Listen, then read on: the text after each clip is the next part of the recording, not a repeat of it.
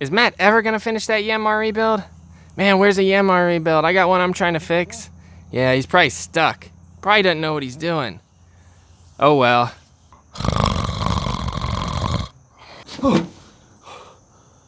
Time for part 6.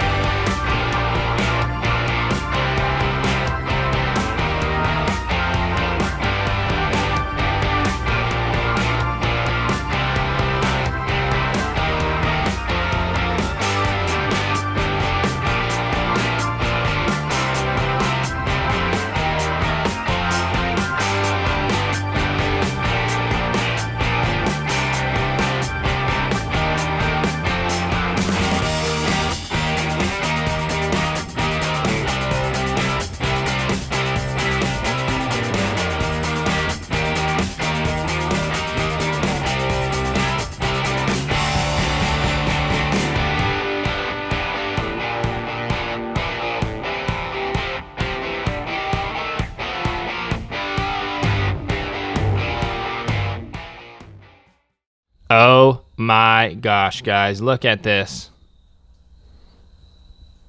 Nastiness. Look at all of that nastiness. That is disgusting. Ugh. I'm gonna have to clean all this up. Alright guys, so it looks like we can just go ahead and pull the head off here. Let me get the impact out to get these giant nuts off.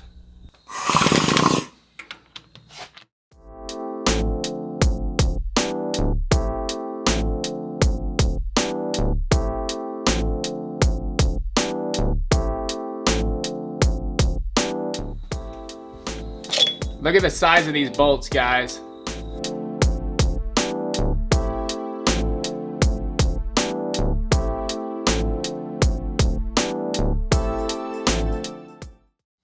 All right, moment of truth, guys.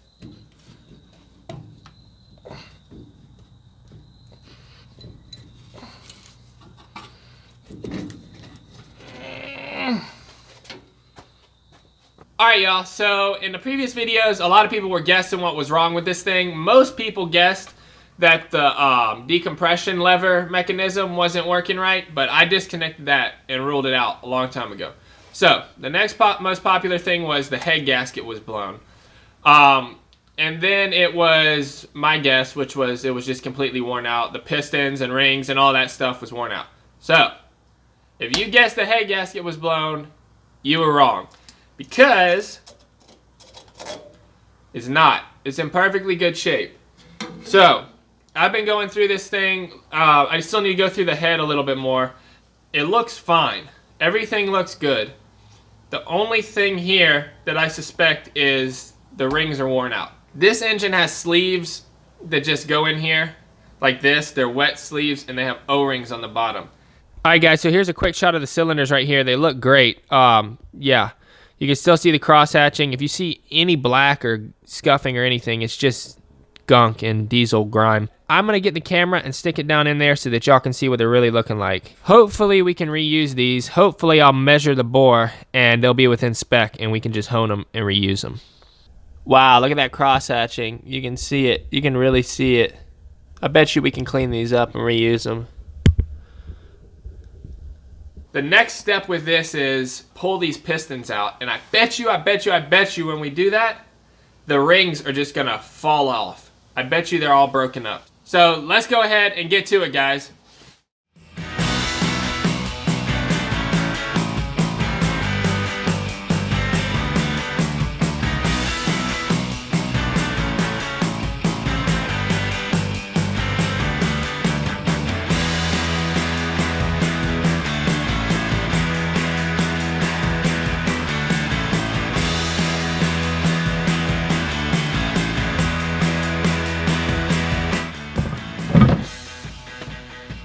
Oh, silicone. All right, guys, this is why we take everything completely apart.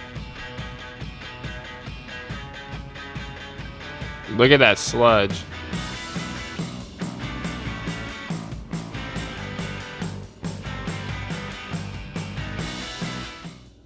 All right, guys, so I got the bottom plate off the engine. You can see the oil pickup tube here. Everything looks good. So the cam looks good. The bottoms of the piston sleeves look good. The bottoms of the pistons look good. I don't see any visible damage. It's got this nice paint in it. I don't know if it's primer or what. But I'll have to get some help here, and I'm going to rotate it over and pull these caps off.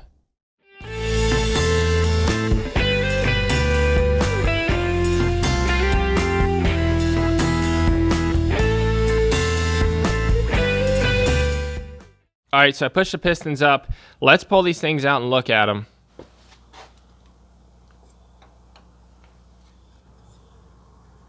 Huh. They're not broken. They're not stuck. Hold on. Ha-ha! I told you. I told you. Broken. Look at that. Right there. Broken. Broken, broken, broken. I knew it. It's broken there too? I knew it. I knew it. I knew it. Broken right there. Broken rings. All right, let's see. This one's pretty broken. I'm going to set this on the bench. Let's see this one.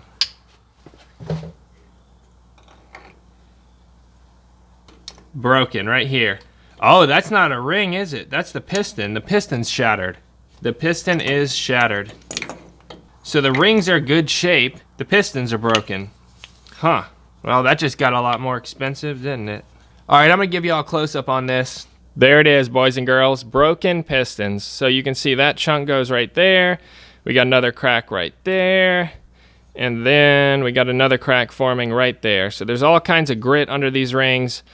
Who would have thought the pistons were broken? I thought the rings were broken. That just got a whole lot more expensive because the piston and rings on these and then the pins and all this stuff, you're looking at like $100 for the piston, $50 for the rings. Yeah, that got a little bit more expensive, but we know what the problem is. So if you guessed it was the rings or pistons, you got it right. So I think the cylinders, the sleeves might have survived. I need to check that out.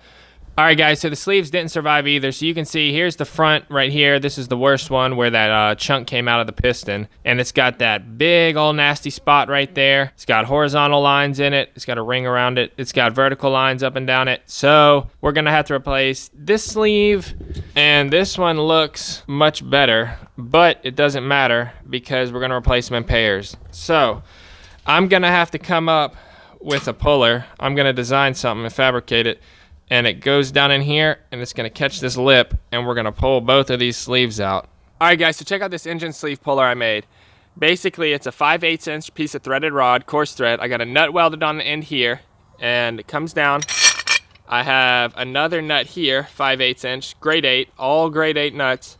I have a washer here, a piece of angle iron here with a hole in the bottom of it. It's about 1/4 inch thick, 3/16 thick. And then I made this special plate on the end here, and I welded a nut onto that. So you don't really need a welder to do this. This was useless. I don't know why I did that. And then this was just so I didn't have to fumble up in the engine trying to thread a nut on there. So basically you just need a drill and some scrap steel. And what we're going to do is take this thing, stick it down in the engine like that, block it up with some 2x4s, tighten this nut right here, and it's gonna pull our engine sleeves straight out. So let's get these sleeves out. I'm gonna get this plate off of here and give you all a close-up of how I made this thing.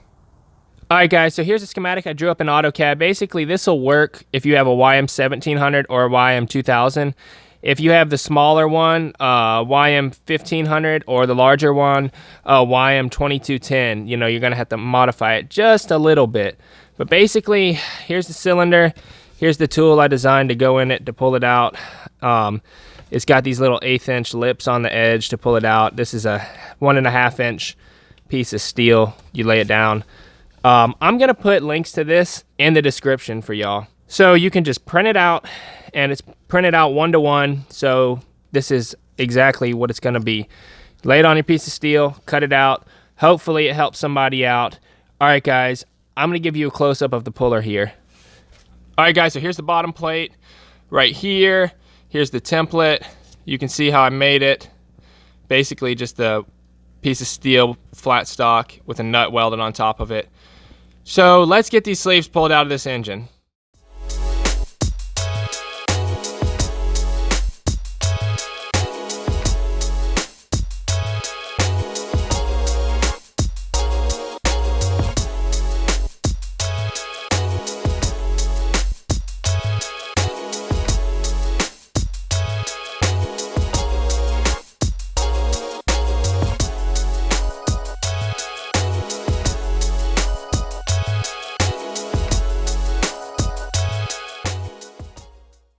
Alright guys, so the puller worked amazingly well, but you can see we got a mess to clean up, and there's all kinds of rust and gunk and chunks of I don't know what in here. So this is why I say, guys, always take your stuff completely apart as far as you can when you're fixing it, because you never know what you're going to find.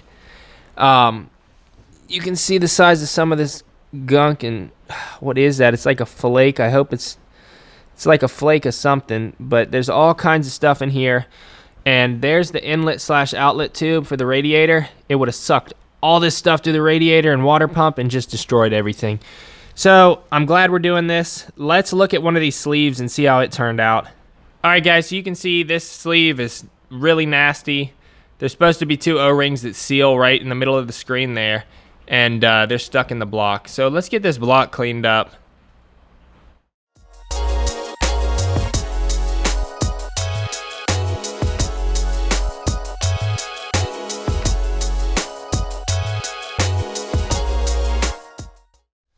Alright guys, now that we got all those parts off, I'm going to go ahead and clean them up and paint up some of them so that we have something to do here while we're waiting on parts to come in the mail.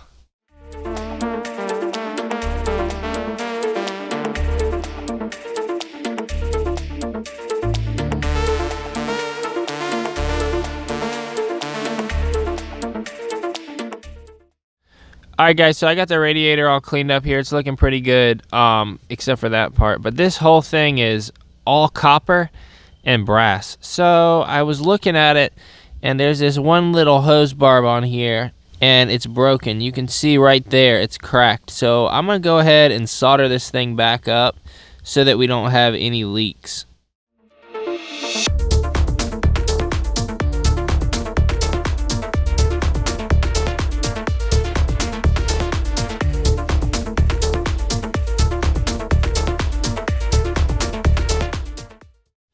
Alright, so I had to come back with some flux, but man, that looks great.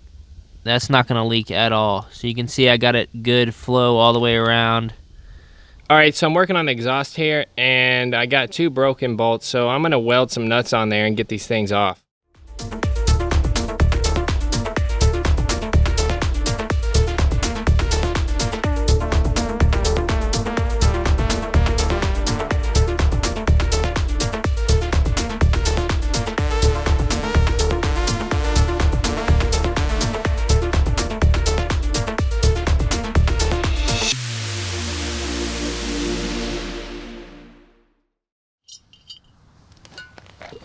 Alright, sweet, that worked great. I got them out.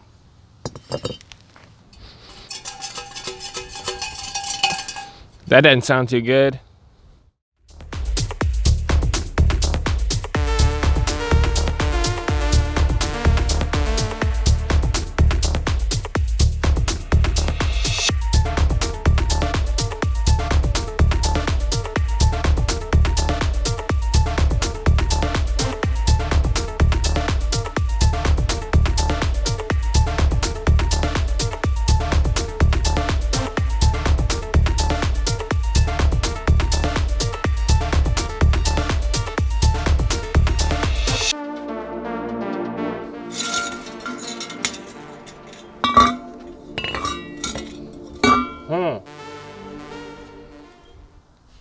Alright guys, so here's the deal. I got the exhaust all apart and the internal baffling's destroyed. So you can see it. It's just a bunch of punch plate basically. It's just a tube and it's got these end caps on it so that the exhaust is forced to flow around it. And then it's got, you know, that's basically how it was. So it's all rusted out. I got some new plate here That's junk. I could just buy a new exhaust, but I like the original one. So I got this up on Amazon, and it is a piece of stainless steel punch plate. 3 16-inch hole spacing on centers, 1/8-inch holes, 20 gauge thick.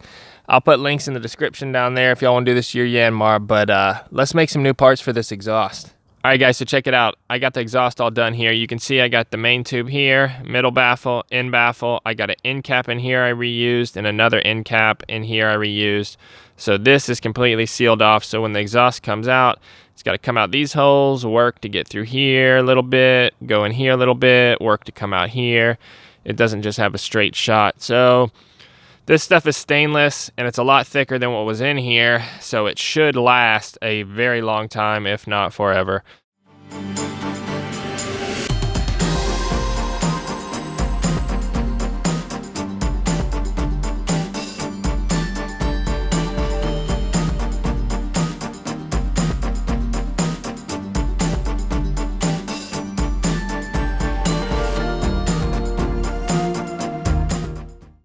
All right, guys, sweet. The parts are here. Let's check them out.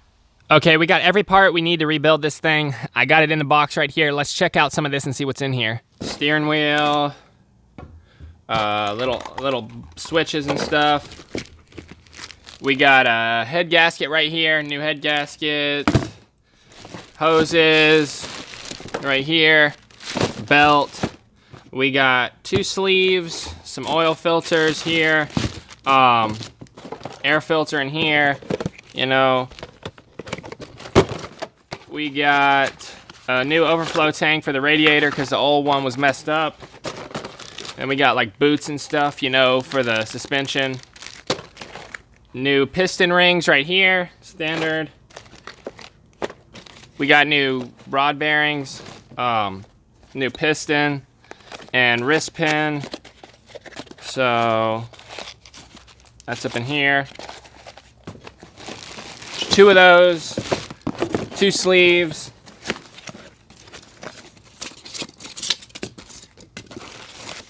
You can see the new sleeves and O-rings, so we'll take that apart when it's time to get there. And then all my gaskets are under here, so there's a ton of gaskets under here except for the head gasket. So let's see what's in there. Oh yeah, and I almost forgot, we got a bunch of color matched paint here so that we can paint the thing. That's gonna be a later video for sure. All right, there's all the gaskets. All right, so all these parts came from Hoy Tractor Parts. This is basically the only place on the internet where you can get every single Yanmar part that you need for these old Yanmar tractors, so check them out. I'm not getting paid to say this. I paid for all these parts. Let's go see what other parts we got. All right, so here's the oil right here. I got this down at Tractor Supply a while ago, and basically it's spec to be used in these older tractors. It's like JD 303 or something is the spec, but this is really good. It was only 30 bucks for 5 gallons there. And then we got 2 gallons of Shell Rosella here. And then we got some antifreeze right here. So let's see where we're at with the head on this thing.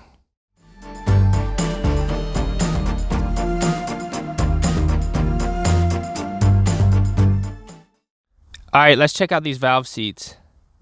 So they look good. They look really good. There's no pitting, no nothing. I'll get a close up here. So you can see there really isn't any damage to these at all. So that's good news. Let's check out the valves. All right, so I got the valves right here, and these look like they're in pretty good shape too. There isn't much cupping, you know, where it's cupped out. Hold on, I'll get a close up. There isn't much cupping or anything really. Not much damage that I can see. So there's just a bunch of gunk and stuff on them, like this one, you know. I gotta get them cleaned up here.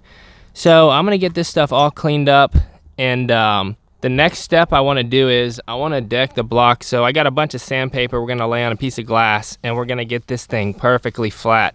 It's already pretty flat, but we're gonna do better. All right, so we need to get the head flat. Basically, I got a straight edge here and a feeler gauge. So the spec for this is, the distortion is 0.012 inches to 0.040 inches. And basically, you take a feeler gauge and see where it slides under. It's sliding under right there. It's not over here, you know. It's not flat perfectly flat. You can see it slides there. It slides there. It's all over the place. So basically check it, multiple spots, and we're gonna sand this thing flat. All right, so I went down to Home Depot and got some sheets of wet and dry sandpaper. So this is 2 80s, 2 150s, and 2 220 grit sheets. I got the 2 80s right here taped down to this thick piece of glass on a towel on top of cardboard so it doesn't shatter. And we're gonna slide this thing back and forth with some water on here. I don't know how well the tape's gonna hold. Hopefully it gets the job done. But after that, we're gonna flip it over and finish it off with 2 220 grit sheets.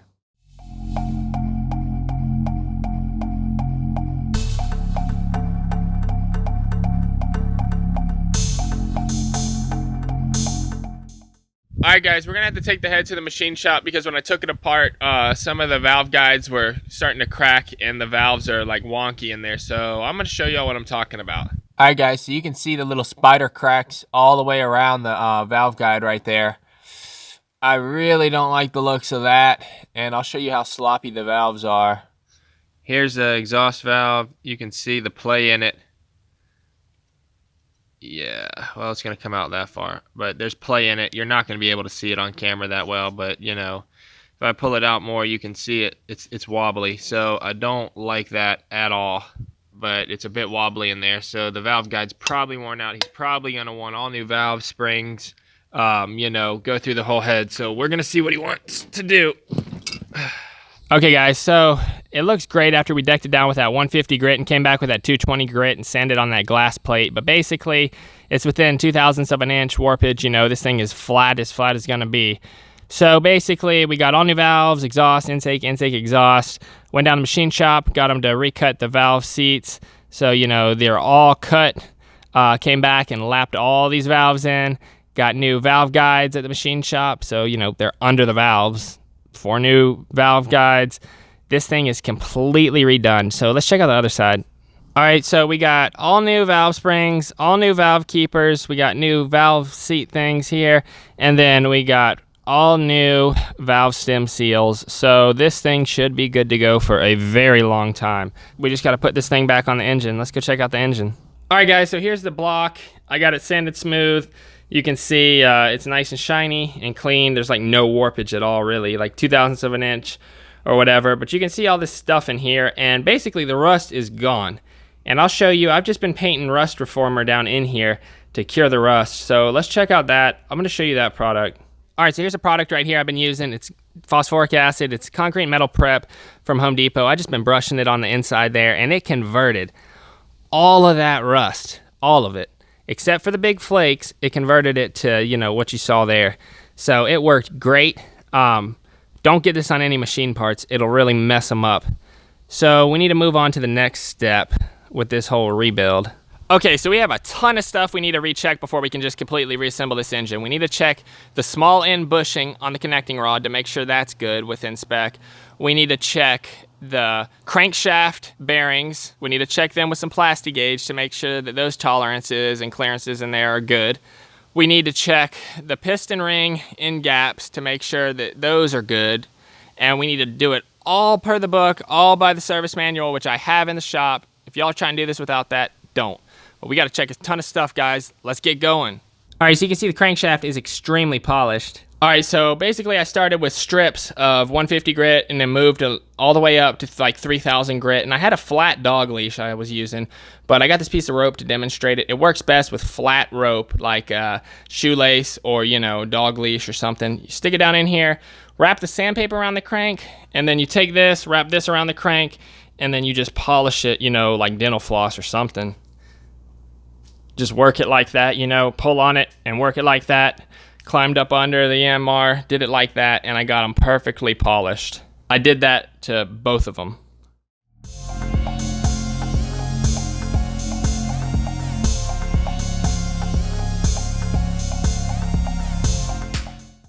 Looking pretty good. I'm gonna get it cleaned up here. All right, guys, so this wiring on the dash does not look good at all. There's a bunch of corrosion in everything. Corrosion in the light bulb sockets, corrosion on these terminals, mouse chew marks on a bunch of wires, which is a great recipe for a fire. So what I'm gonna do is I'm gonna pull these off, pull the dash off, paint it up, clean it up. Let's get to it.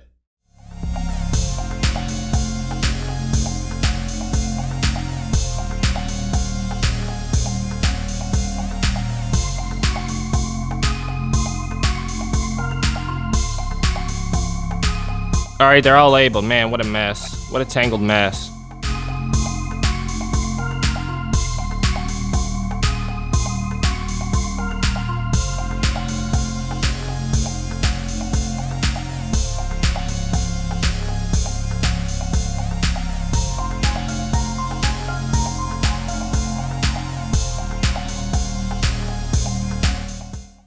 Alright guys, so I'm cleaning all the corrosion out of these wiring harnesses, and man, these things are so corroded. I have to do this because if I didn't, then, you know, it would not run very well. All the indicator warning lights and stuff wouldn't work very well, so I'm going to share a tip with you here, but it's coming along, guys. Basically what we do is get 1 cup of white vinegar and a tablespoon of salt, and then we get some baking soda and water right here, and then we just dip the connector down there and, you know, let it sit in the vinegar for a while and then neutralize it in that. So I'm gonna get a close-up of this connector. You can see it before and after. So there's a before. You can see how nasty it is.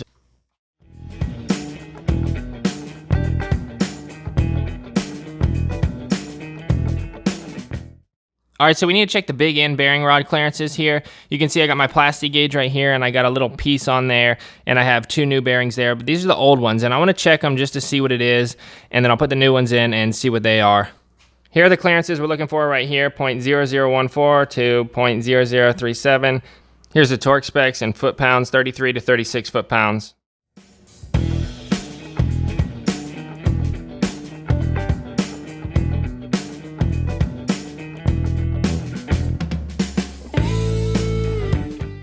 All right, so this is super hard to see, but it's about 3/1000ths of an inch. Let's go check the book. So we were at 0.003 and we got 0.0037, so it's up there. It's, you know, it's getting up there, so let's just go ahead and replace them with the new ones. The old ones were kind of nasty looking anyways. I'm gonna do this for both sides and I'm gonna replace them all and then we'll be back. So here's a new one on the left and the old one's on the right. You can see much cleaner and it's in much better shape. All right, so here's the new bearing. It's a little bit closer to 2/1000ths of an inch, so that means it squeezed it down more. Not by much, but it is a tighter bearing, so this is well within the spec. I'm gonna call these good, and I'm gonna repeat it on this other side right here. Here's how they want the rings, so we're gonna have to try to stagger them like that and push them in at the same time. I got this tapered ring compressor tool here. If y'all wanna check out that video, check it out up here.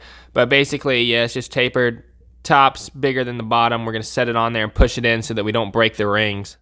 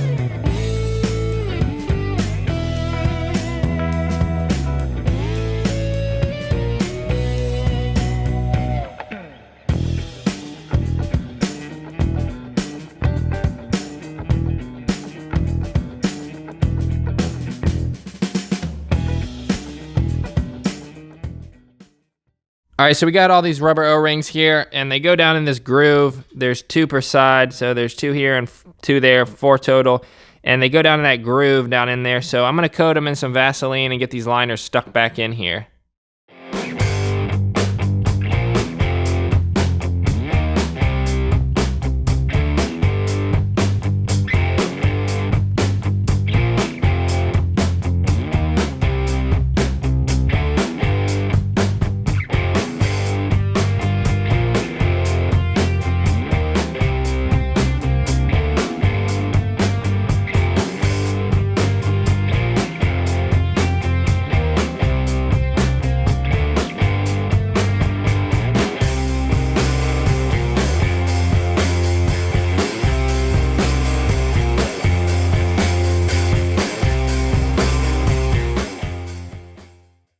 All right, so on this tractor, these numbers were lined up like this. So that's how it's going back. It's smooth on the other side. So this is how these caps fit together. And this was facing the exhaust side. That's how we're gonna put it back. Assembly lube on the bearing surfaces here. And then I'm gonna try my best to stagger these rings as we push it in, and then we're gonna have to torque these to spec. Let's get them pushed in. Here's the orientation of these new rings. Silver one on top, then it's got the black one, then it's got this stepped one, it's got that stepped edge in it, and then you got your oil expander ring, and you can see that's the tightest part of the oil coil there, of the little spring thing on the bottom ring there. If you look on the other side, it's expanded, if you see in between the cracks. So I have it like that. So the tightest part's there and the expanded one's there.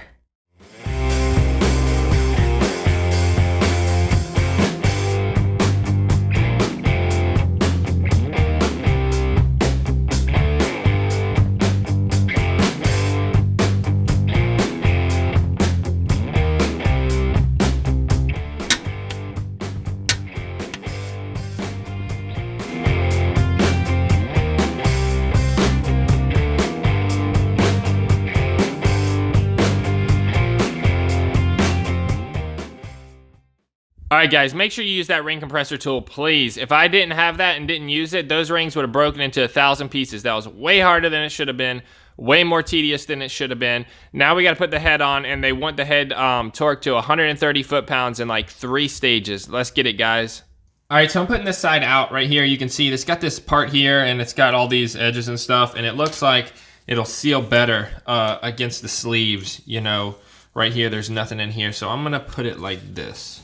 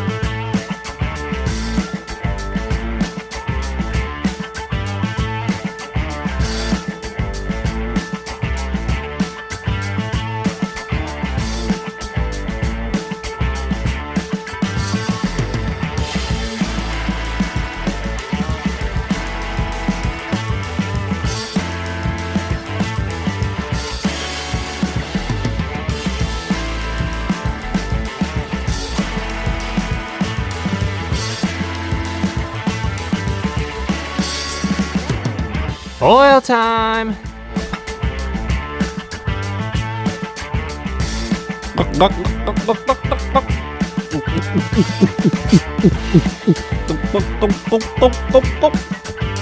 Uh-oh. Y'all ready for the reveal? Check it out.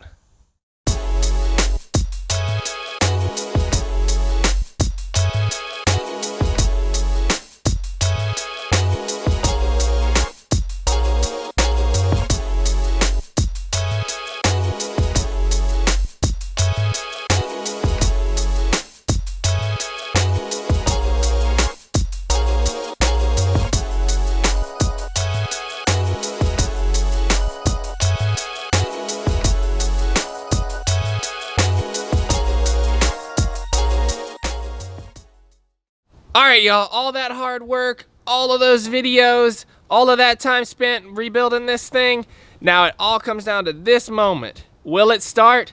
Let's find out.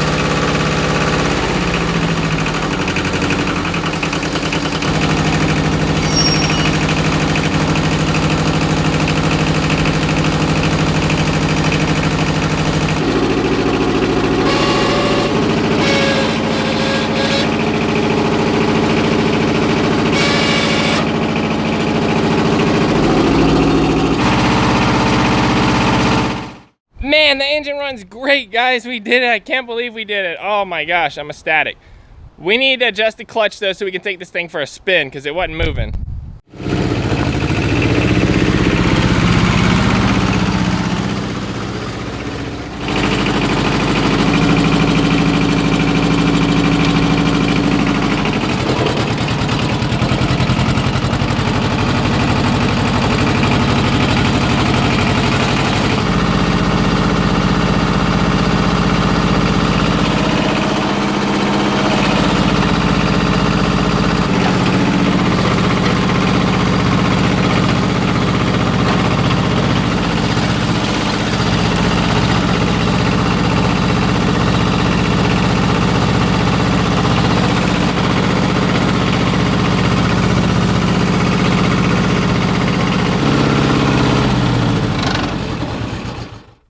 Alright y'all, that's it for the video. This thing is running flawlessly. I can't believe the engine rebuild came out this great. Man, I'm satisfied.